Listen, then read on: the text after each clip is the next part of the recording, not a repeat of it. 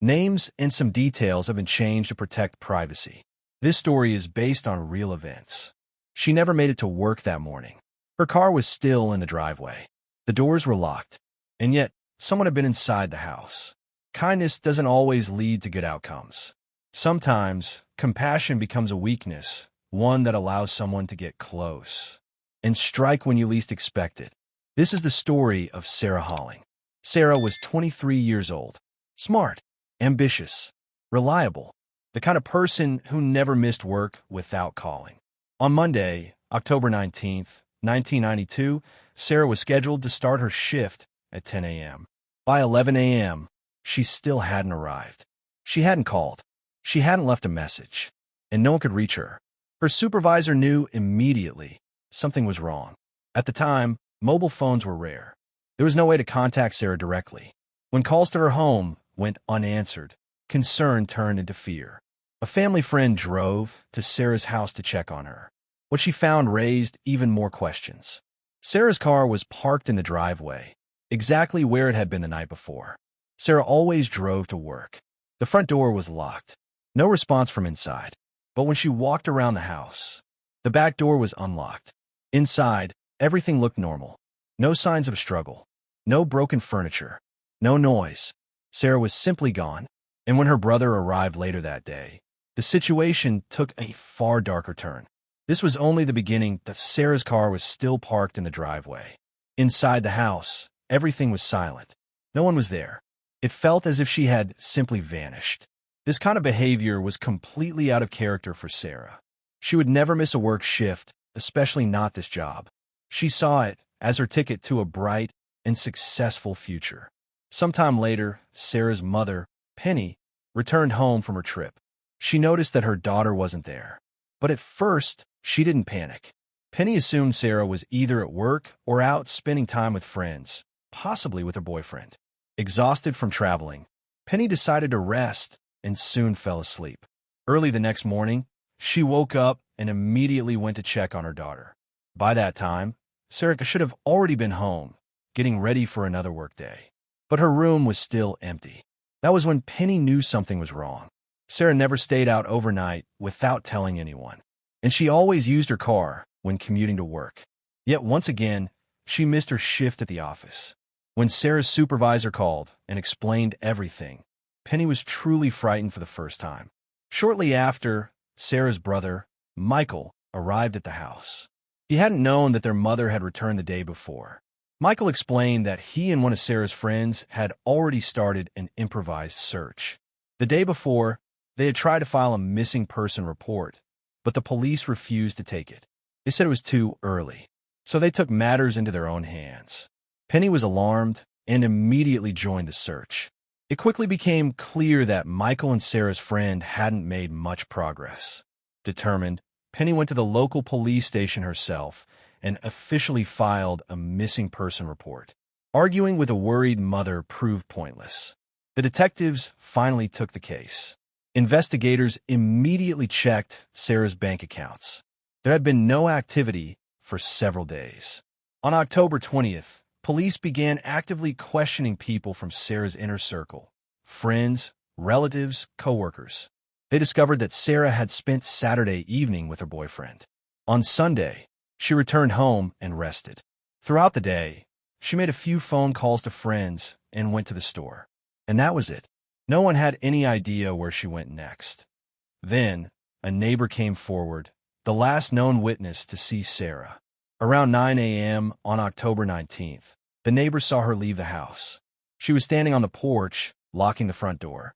Sarah then walked toward a small shed on the property. Less than a minute later, she came back out, closed the gate, and walked away from the house. She was carrying a large bag, or something similar. Sarah appeared calm and composed. The only unusual detail was her clothing. She was wearing a coat and pants, even though she usually preferred skirts. Another detail raised even more questions. Sarah walked past her car. At that time of day, she should have been driving to work. For Penny and Michael, this account sounded deeply unsettling. There were very few clues, and none of them made sense. Until Penny remembered something important. She told investigators that Sarah never left her bed unmade. But when Penny returned from her trip, she immediately noticed something strange. The bedsheet and pillow were missing. Unfortunately, detectives didn't focus on this detail right away. It looked as if Sarah had left the house in a hurry and had taken bedding with her for some unknown reason. Concerned relatives began distributing missing person flyers throughout the city, featuring Sarah's photo and description. Realizing how little evidence they had, detectives decided to take a closer look at the bedroom. At first, they assumed Sarah might have accidentally stained the sheet and taken it to be washed, but it wasn't anywhere in the house. They checked nearby dry cleaners. Nothing. The search continued, without results. Until the fourth day, not far from the Holling family home, investigators found a discarded pillow with visible blood stains. One side showed clear signs of blood exposure. There were also unusual marks on the fabric, suggesting it had been wiped against something sharp. On the opposite side, investigators discovered a partial fingerprint left in blood. At that moment, the case took a very different turn. Testing confirmed that the blood type matched that of the missing woman. At that point, investigators decided to involve specially trained search dogs. This was no longer being treated as a voluntary disappearance. Detectives were now convinced that something sinister had taken place. The search intensified. Blood samples were taken from Sarah's mother and brother, and her personal belongings were examined in detail. One item immediately stood out: her hairbrush. Forensic specialists collected about 30 strands of hair from it. Most of them were confirmed to belong to Sarah, but several did not. Some of the fibers were synthetic, not human hair at all. It appeared as if the brush had been used on artificial hair, not natural. This raised serious questions. No one in Sarah's close circle wore wigs, and there was no one nearby known for aggressive behavior or a criminal past. When the search dog was deployed, it immediately led investigators back to Sarah's house. The dog stopped at the front door and went no further. The canine unit could not trace the scent beyond that point. Detectives returned to Sarah's bedroom for a more detailed examination and used luminol. What they found was alarming. There were extensive traces of blood on the mattress, so much that investigators began to believe Sarah was no longer alive. But a troubling contradiction emerged. If Sarah had been attacked in her bed and lost blood there, how could she have calmly walked out the front door, supposedly on her way to work? Investigators initially assumed the witness might have been mistaken, perhaps confused about the time or details. Then, another person came forward and confirmed the account exactly. This raised a disturbing possibility. Had someone staged the scene? On the sixth day of the search, Sarah's brother, Michael, contacted police again. He reported a strange encounter from the day before. Michael had unexpectedly run into his mother's gardener, who worked on their property. Michael wanted to ask him about Sarah, but the moment the man saw him, he suddenly stepped on the gas and sped away, disappearing without a word. Michael also revealed something else. About a week before Sarah vanished, she had a serious argument with this man. Now, his behavior seemed more than just odd. It seemed suspicious. At this point, detectives turned their full attention to the gardener. First, they spoke with Sarah's mother, Penny.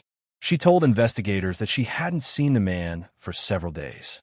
However, after his encounter with Michael, the gardener suddenly made contact. Penny explained that she had used his services for a long time and trusted him completely. He even knew that a spare key to the house was kept inside the shed.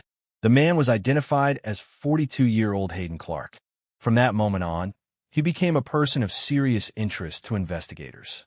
Hayden Clark was born on July 31st, 1952, in New York City. By the time Sarah disappeared, Clark was already well known to law enforcement. He had previously been arrested for robbery. In addition, his name had surfaced in an investigation involving the disappearance of a 6-year-old girl about a year before Sarah vanished. From an early age, Hayden's life was deeply troubled. His mother struggled with alcoholism.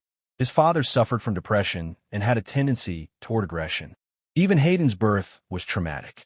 He suffered a birth injury, and his head was visibly deformed. His mother believed this was caused by a medical error, the improper use of forceps during delivery. Whatever the cause, the injury appeared to affect Hayden throughout his life. From childhood, he showed developmental difficulties. His younger brother, Jeff, was always close to him and later described Hayden's perception of reality as distorted. Although Hayden was never seen harming animals, he was repeatedly found near the bodies of dead animals. When questioned, he told family members that he simply liked to observe them, insisting he had done nothing wrong. Still, the frequency of these incidents raised concern.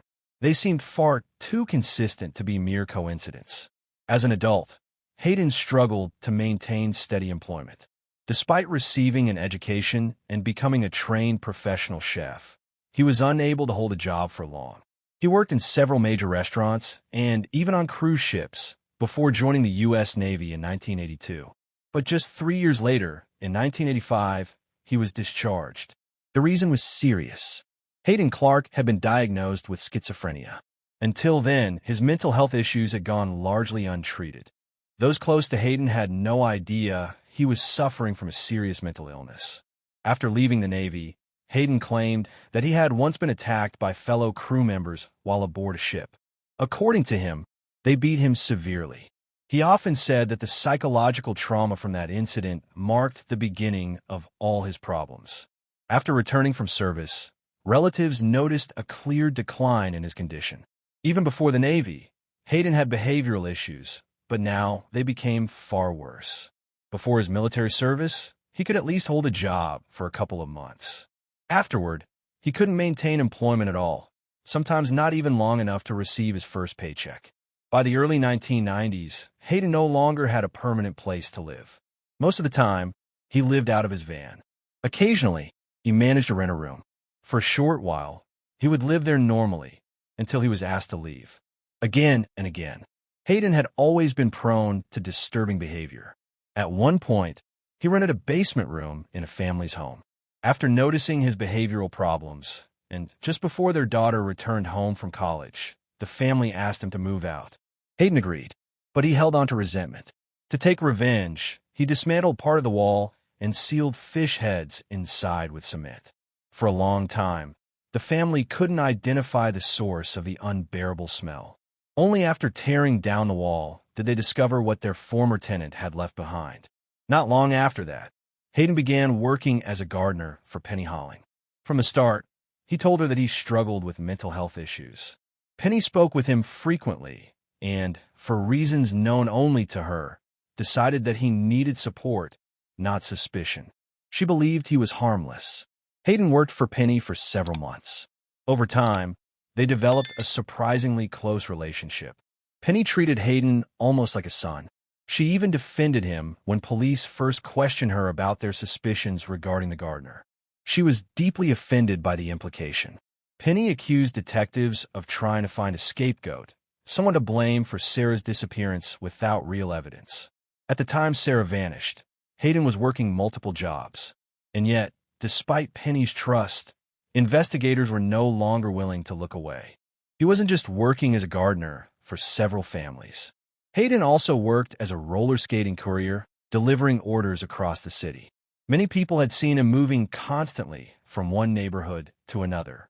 Despite Penny's resistance, Michael's account of Hayden's suspicious behavior caught detectives' attention. They decided it was time to speak with him directly. On October 22nd, Hayden Clark was brought in for questioning. He told police that he had spent Sunday evening at a small restaurant, watching television. Around 11 p.m., he said he returned to his van and went to sleep. On the morning Sarah disappeared, Hayden claimed he woke up between 9 o'clock and 10 a.m. He said he went to a supermarket, then visited one of the families whose garden he maintained. After that, he visited his friend Sue, who was present at the police station and supported him during the interview. According to Hayden, he encountered Michael only by chance, simply driving past the Holling family home. He insisted he didn't realize Michael was trying to speak with him and therefore just kept driving. Hayden denied any involvement in Sarah's disappearance. At that moment, police had no direct evidence tying him to the crime. He was released.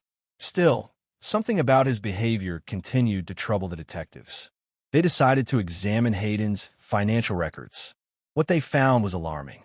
Shortly before Sarah disappeared, Hayden had purchased several items at a hardware store. Duct tape, rope, nylon cord, and garbage bags. You pay by check. And in the memo line, one word was written: Sarah. On the very day she vanished, Hayden made another purchase, a large bedsheet. That sheet was later found inside his van. It was king size, a perfect fit for Sarah's bed. But for Hayden, it made no sense at all. He didn't have a bedroom. He didn't own a bed, certainly not one that size. Buying such a sheet would have been completely pointless, unless it was meant for someone else. Investigators also discovered that Hayden had rented a small storage unit in Burrillville, Rhode Island, nearly 300 miles away from Sarah's home. With this new information, the case against Hayden Clark began to take shape, and the investigation entered its most disturbing phase. Investigators soon discovered that Hayden had visited the storage unit within 2 days after Sarah disappeared, a fact he had failed to mention during questioning. With that information, police obtained search warrants for both the van Hayden lived in and the storage unit he rented. When they searched the storage locker, they made a disturbing discovery. Inside were women's clothing items, including underwear, a dress, women's shoes, a coat, as well as several wigs and a necklace. All of the items were seized for forensic testing. When Sarah's mother, Penny, was shown the clothing, she said that some pieces looked similar to items from her daughter's wardrobe. However, none of Sarah's personal belongings have been officially reported missing from the house. Investigators then met again with Hayden's family to better understand what they had found. Hayden's brother admitted that he had seen his older brother dress as a woman on multiple occasions. Until now, the family had assumed it was some kind of joke or harmless behavior. The wigs found in the storage unit were sent to a forensic laboratory. Fibers from one of them matched the strands previously discovered on Sarah's hairbrush. The evidence was then sent to the FBI, where more advanced testing could be performed. By comparing the dye and material, analysts confirmed that the fibers were identical to the wig. Investigators already had Hayden's fingerprints on file. When they were compared to the partial fingerprint found on Sarah's pillowcase, the result was clear. It was a 100% match. At that point, prosecutors determined that there was enough evidence to formally charge Hayden Clark. But there was a problem.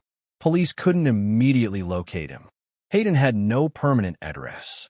During that time, he wasn't renting an apartment or house anywhere. And once again, he seemed to have vanished. Thanks to a nationwide alert, Hayden's van was finally located. It was parked near a Baptist church in North Bethesda. When detectives looked through the window, they saw Hayden inside, asleep, holding a stuffed teddy bear at his arms. They knocked on the window and ordered him to step out. Hayden was immediately arrested for the murder of Sarah Holling. He did not resist. He remained calm, complied with officers, and even brought the teddy bear with him. He kept it during questioning. Despite his developmental and behavioral issues, Hayden fully understood the seriousness of the situation. He immediately requested a lawyer and refused to cooperate with investigators. No amount of pressure or interrogation tactics changed that. The trial was scheduled for June 14, 1993. The hearings were expected to be difficult. At that point, Sarah's body had still not been found. Because of this, prosecutors offered Hayden a plea deal even before the trial began. He accepted. In court, Hayden read a prepared statement. According to his confession, in the early morning hours of October 19, 1992, he entered the Holling home using the spare key. He claimed he found Sarah alone in her bedroom. Hayden stated that she was already unresponsive, with a pillow over her face, suggesting she had suffocated. He said he panicked. According to his version, he wrapped her in a bedsheet, carried her into a wooded area, and buried her. Hayden insisted that no one helped him and that he was fully aware of his actions. Naturally, this account did not match the forensic evidence and raised serious doubts. But that was not the most important part of the deal. Hayden promised to lead authorities to Sarah's body. That was what mattered most to investigators and to Sarah's family, who desperately wanted to bring her home and lay her to rest. Hayden showed police the location. Sarah's body was found less than half a mile from the family home, in a shallow grave hidden in dense underbrush near the road. After days of uncertainty, the truth was finally uncovered, and the search for Sarah was over. At the scene, investigators immediately found signs of wildlife activity. Animals had scavenged parts of Sarah's arm and leg. During the trial, the prosecution presented their theory of the crime. According to them, Hayden had been watching the Holling family and knew that Penny would be away. Seizing the opportunity, he entered the home and attacked Sarah while she slept. He reportedly attempted to use a knife he took from the kitchen, but the wound was not immediately fatal. When Sarah began to lose consciousness and could no longer resist, Hayden smothered her with a pillow. He later admitted that he wanted to take a souvenir, a common trait seen in serial offenders, and chose one of Sarah's earrings. However, he couldn't figure out how to remove it properly, so he cut the earring along with part of the earlobe. After disposing of the body, Hayden returned to the house. He tried to erase any traces he could find. Then he dressed in women's clothing. He used Sarah's hairbrush and clothing similar to hers to adjust a wig and disguise his appearance. He even wore pants and a coat to mask differences in his figure. He left the house at the time Sarah would normally have left for work, deliberately trying to confuse witnesses. In fact, the people who claimed to see Sarah that morning had actually seen Hayden in disguise. From a distance, they didn't realize it. Hayden managed to mislead the neighbors, but not the detectives. Investigators reconstructed the sequence of events to understand each step of the crime. It was then suggested that with a new bedsheet he purchased the day of the murder, Hayden later returned to the Holling home, unaware that Sarah was already being actively searched for.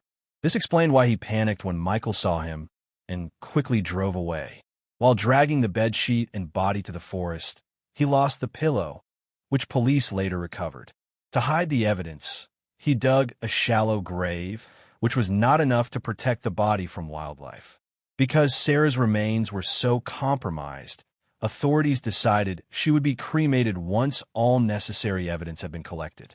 Finally, Sarah was laid to rest near her father's grave, a place she had often remembered fondly.